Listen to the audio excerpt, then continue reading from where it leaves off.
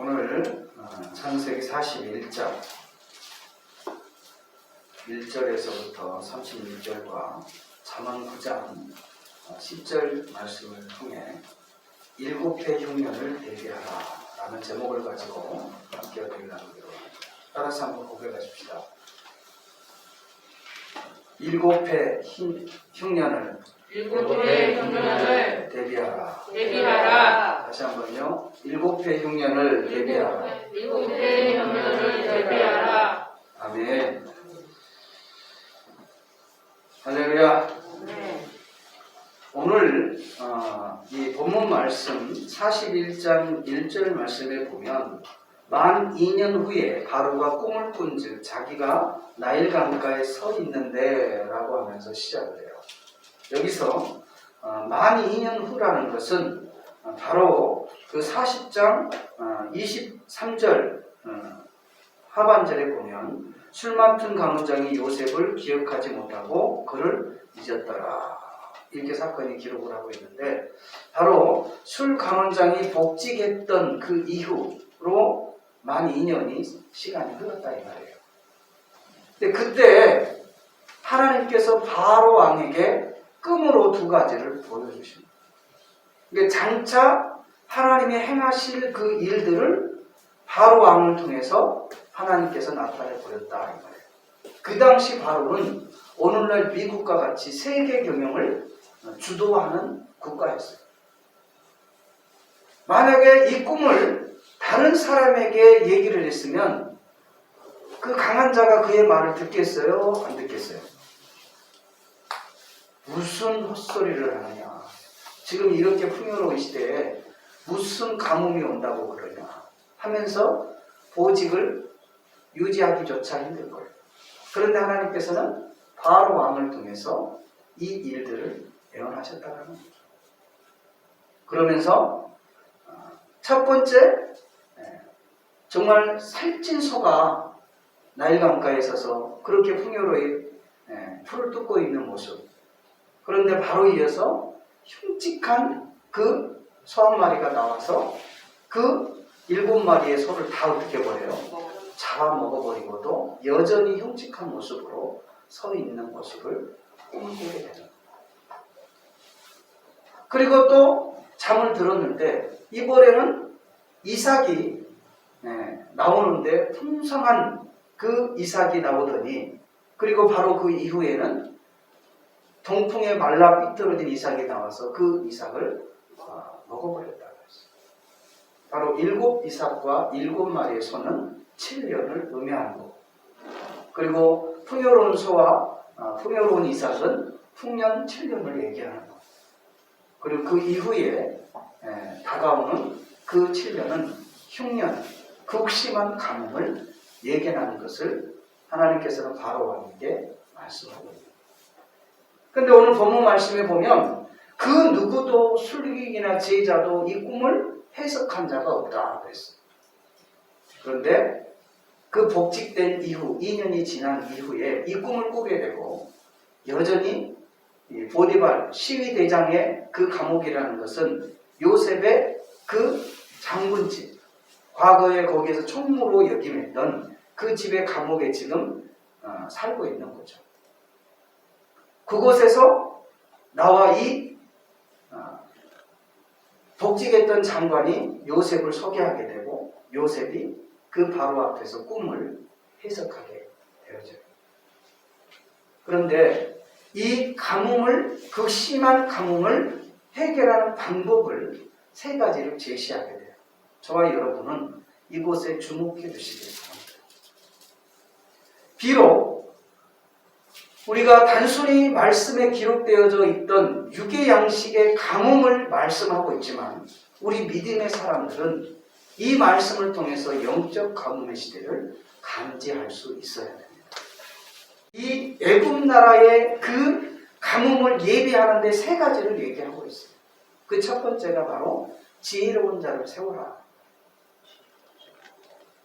그리고 두 번째는 명철한 자를 세우라. 지혜롭고 명철한 자를 세우라는 거예요. 그리고 이 바로가 그 얘기를 들으면서 한 얘기가 있어요. 이처럼 신의 아들의 감동된 자를 어디서 만날 수 있겠느냐? 물론 그가 하나님을 바로 알지 못하기 때문에 신의 감동된 자라고 표현을 하고 있지만 이 요셉은 늘 하나님과 함께 동행했던 사람이에요. 보디발 장군 집에서도 늘 하나님을 경외하며 그의 꿈을 부여잡고 의지하며 나갔던 사람이고 감옥에서조차 하나님이 그와 함께 하심으로 간수장들로 하여금 은혜를 입었다라고 성경은 기록하고 있어요. 그래서 요셉이 가는 곳곳마다 은혜를 입게 되어지는 놀라운 역사를 경험하게 됩니다. 사랑하는 성도 여러분, 우리가 이방 땅에 또 이 세상에 살아가면서 정말 많은 사람들의 은혜를 덧입어야 할 줄로 믿습니다.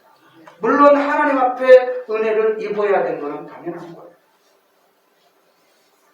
지금 현 시대는 어떻습니까? 믿음의 사람들이 세상 사람들로 하여금 은혜를 받는 것이 아니라 손가락질을 받아요. 뭔가 문제가 있습니다. 그 말은 손가락질하고 있는 세상 사람들을 욕하기 이전에 저와 여러분이 하나님 앞에 정말 온전한 자로 서 있는가를 한번 점검해 보아야 한다는 거예요. 소금이 만일 그 맛을 잃어버리면 아무 쓸데없어 밖에 버려 사람에게 밟힐 뿐이라.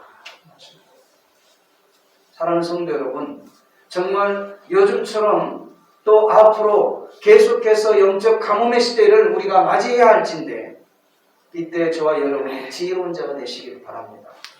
명철한 자가 되시기를 바랍니다. 신의 감동된 자가 되시기를 주의 이름으로 축원합니다. 능으로도 되지 아니하고 힘으로도 되지 아니하고 오직 여호와의 신으로만이 가능하다라고 서기자가 말씀합니다. 바로 신의 감동됐다라는 것은 오늘날 단어로 풀이하면 성령에 충만한 사람들을 얘기하는 거예요. 정말 이 시대를 저와 여러분이 승리로 이끌 수 있는 유일한 방법은 바로 성령에 충만한 뿐이다. 그 어느 때보다도 성령 충만함이 필요한 시기라는 것을 다시 한번 기억할 수 있기를 주의 이름으로 축원합니다.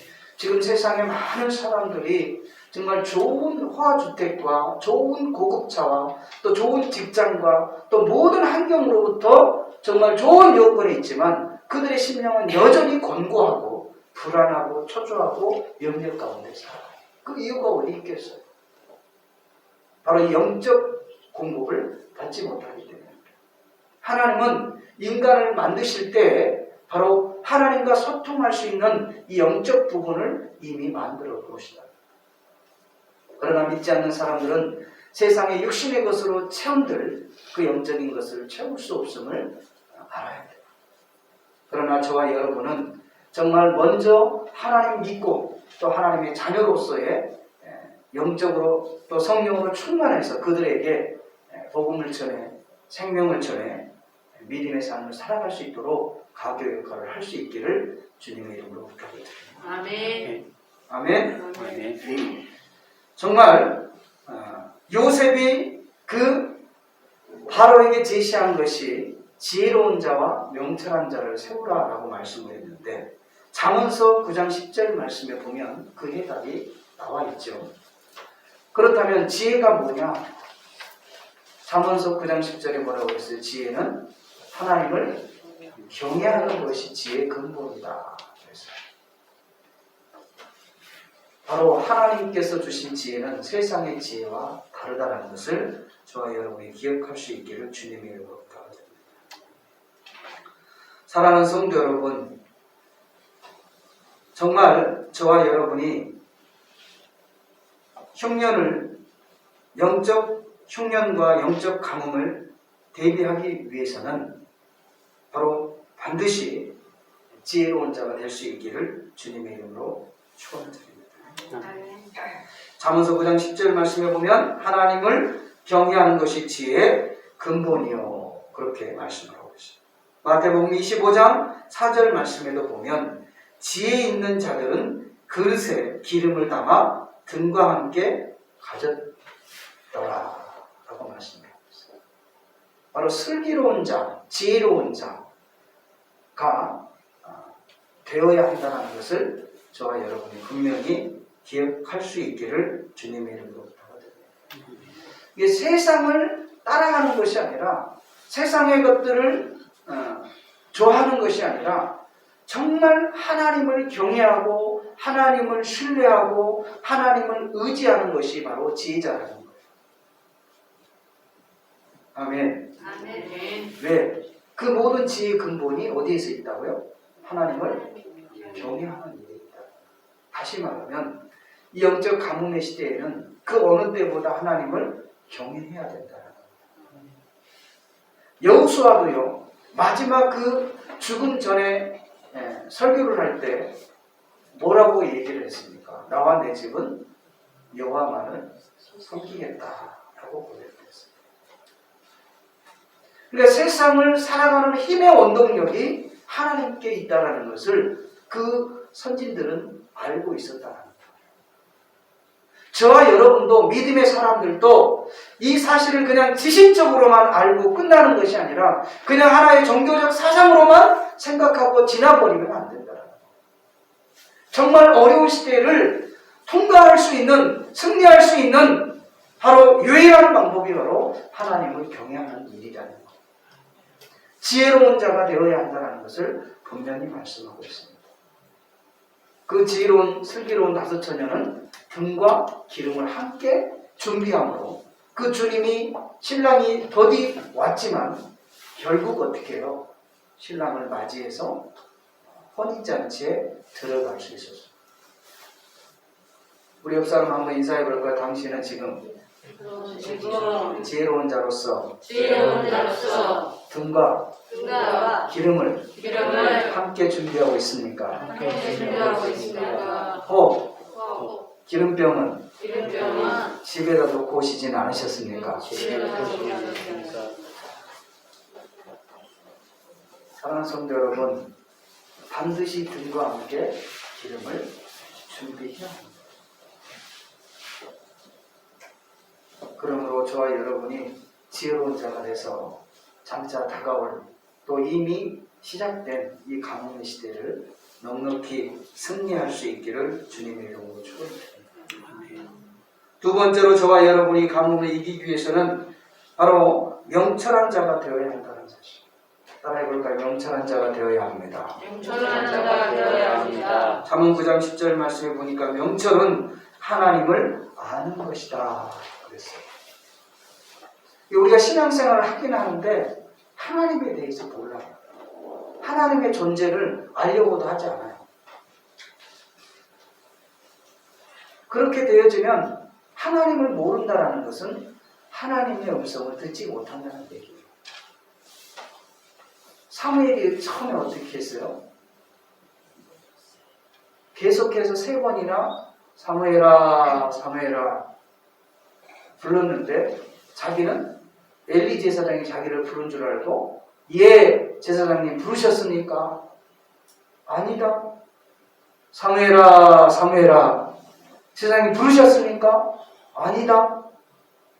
이제 3번째 부르면 너는 이것은 내가 부른 게 아니고 하나님이 부르시니까 예, 종이 듣겠나이다 라고 대답을 해라 라고 엘리 제사장이 가르쳐줬다. 그러니까 저와 여러분이 진정으로 신앙생활을 해도 하나님을 알지 못하면 하나님의 음성을 들을 수가 없어요. 하나님의 음성을 듣지 못한다는 것은 하나님께서 원하시는 방향으로 내가 저와 여러분이 갈 수가 없다는 거예요. 한번 인사를 지금은 잠잘 때가 아니라 깨어 있어야 할 때입니다. 저와 여러분의 신앙의 연주가 중요하지 않아요. 정말 지금은 알곡과 쭉종이를 거르는 때예요. 할렐루야. 이스라엘 백성들이 망할 때 호세아 선지자는 호세아 6장 3절에 여호와를 알자, 힘써 여호와를 알자라고 고백하고 있습니다. 자, 우리 호세아 6장 3절과 6절 말씀을 한번 같이 찾아보십시오.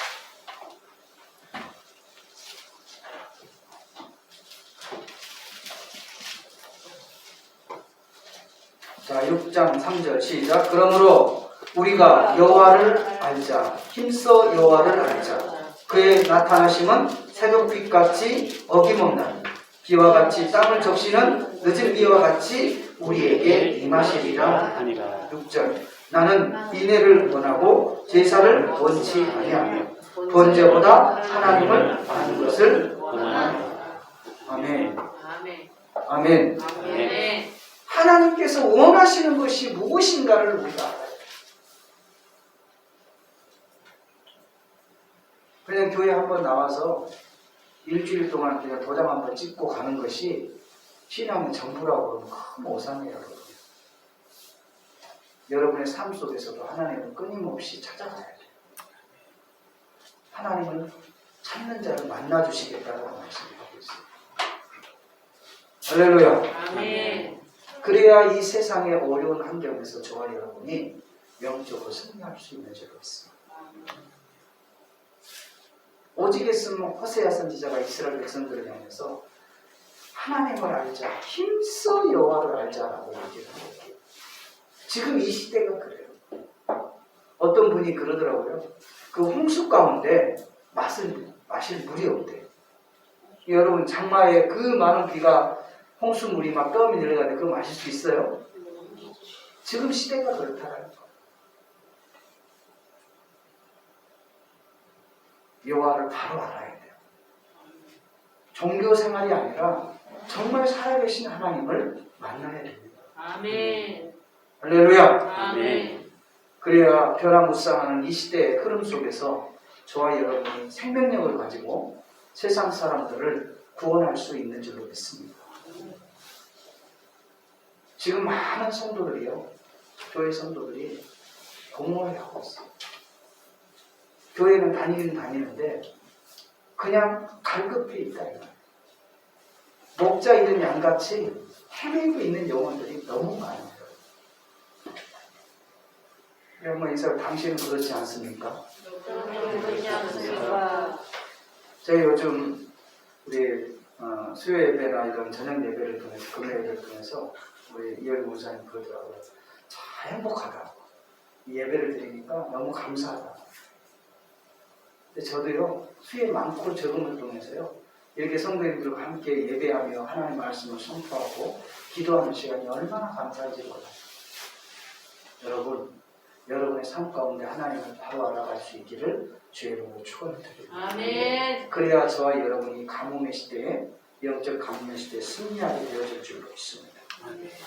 그리고 세 번째로는 하나님을 가까이 해야 합니다. 한번 인사해볼까? 하나님을 가까이 해야 합니다. 가까이 해야 합니다. 아멘. 아멘. 이 룻기 1장에 보면 나오미아의 가정이 소개가 돼요. 그 베들레헴에도 가뭄이 찾아왔죠. 그런데 자신의 그 재산들을 다 꾸려서 그의 두 아들과 모압 지방으로 내려가게 돼요. 그 가뭄의 때 가뭄을 피하기 위해서 세상으로 갔지만 그의 가족은 어땠습니까? 남자의 씨가 다 말랐어요. 그리고 하나님께서 베들레헴에 은혜를 베풀었다는 소리를 듣고 다시금 추스려서 그의 두 며느리와 나오미는 고향 땅으로 돌아갑니다. 거기서 다시금 하나님의 전적인 은혜로 대를 이은 보아스를 만나게 되고 예수 그리스도가 그의 몸에서 나오게 되는 은총이 됩니다. 사랑하는 성도 여러분, 가뭄의 때 하나님을 가까이 할 수 있기를 바랍니다. 아멘. 하나님을 가까이 한다는 것은 말씀을 가까이 하는 거예요. 그래야 저와 여러분이 사는 거예요.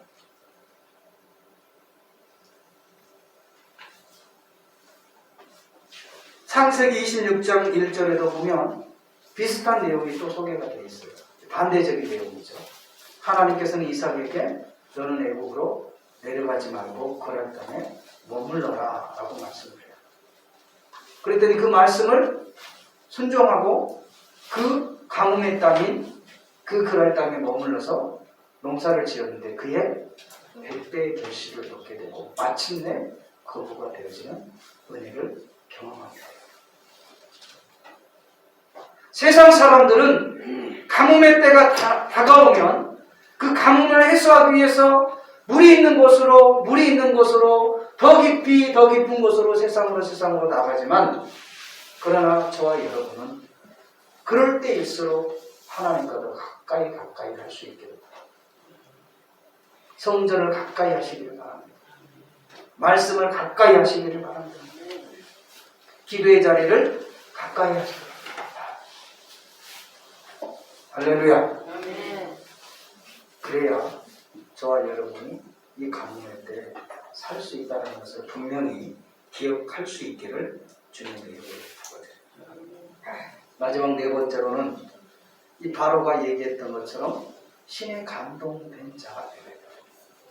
따라해볼 거, 신에 감동된 자가 되어야 합니다. 감동된 자가 되어야 합니다. 성령 충만한 자가 되어야 합니다. 성령 충만한 자가 되어야 합니다. 아멘. 아멘. 이제는 더 이상 지식적 신앙생활은 한계에 있습니다.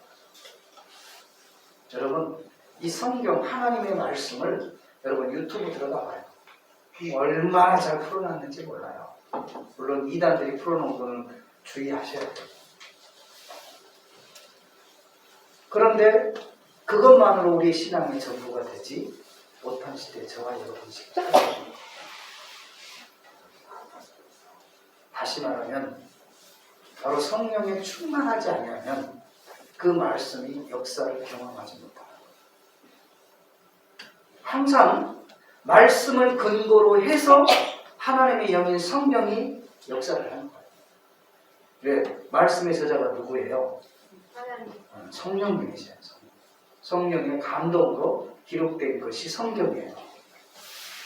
할렐루야. 아멘. 그래서 저와 여러분이 신앙생활할 때 가장 힘든 신앙생활이 어떤 신앙생활이냐? 성령 충만하지 않고 그냥 의식적으로 신앙생활하는 게 제일 힘들어요. 사랑하는 성도 여러분, 정말 힘들고 어려운 이 가뭄의 시대를 저와 여러분이 이기기 위해서는 반드시 성령의 충만한 삶을 살아야 할 줄 믿습니다. 복음을 알지 못하는 자들에게 그리스도의 복음을 전할 수 있는 그런 성숙한 단계에 이룰 수 있기를 주의 이름으로 축원합니다. 아멘. 아멘. 아멘. 자, 말씀을 정리하기를 원합니다. 오늘 이 본문 말씀에 보면 요셉은 이 극심한 그 흉년 7년을 대비할 수 있는 그 방법 세 가지를 말씀해 주고 있습니다. 그 첫 번째로는 지혜로운 자가 되어야 됩니다. 두 번째로는 명철한 자가 되어야 됩니다. 세 번째로는 하나님을 가까이 해야 됩니다. 네 번째로는 성령의 충만한 삶을 살아야 됩니다. 이렇게 살아갈 때 길이 없는 곳을 길을 열어주시고 예기치 못한 그런 모든 환경 속에서 저와 여러분을 건져주실 줄로 믿습니다.